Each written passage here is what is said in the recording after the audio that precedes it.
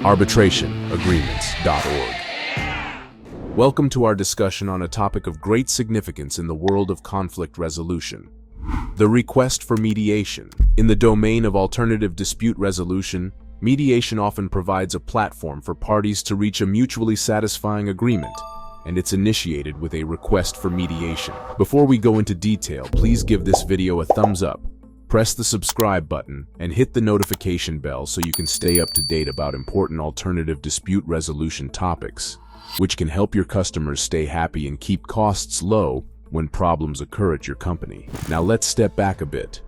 Mediation, for those of you who might be hearing this term for the first time, is a form of dispute resolution where a neutral third party, known as the mediator, assists the parties involved in a conflict to communicate, negotiate, and reach a voluntary agreement. Now, what is a request for mediation?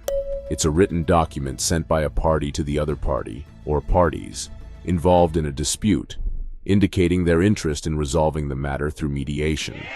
This document typically contains essential information such as the parties' names, a brief summary of the dispute, and the proposal to mediate. It may also indicate the proposed mediator or mediation service provider. Now let's look at some stats. It's been observed that around 80% of disputes that go through mediation end up in resolution, a promising success rate that's hard to ignore. In addition, parties who opted for mediation saved an average of 74% in litigation costs.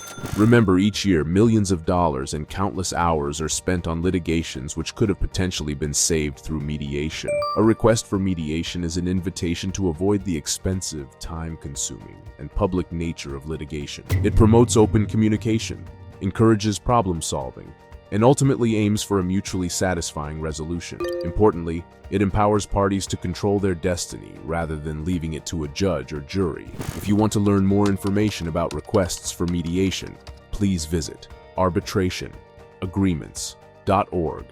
That is where you can purchase what you need to start the dispute resolution process in the correct fashion to handle issues online.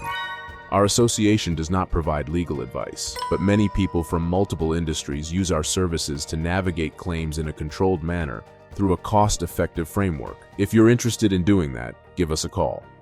Also, what do you think about mediation? Which advantage is your favorite? Drop a comment below and let us know your opinion. Please do not forget to give this video a thumbs up, subscribe to our channel, and hit the notification bell so you can receive the latest updates about dispute resolution that can help your business succeed.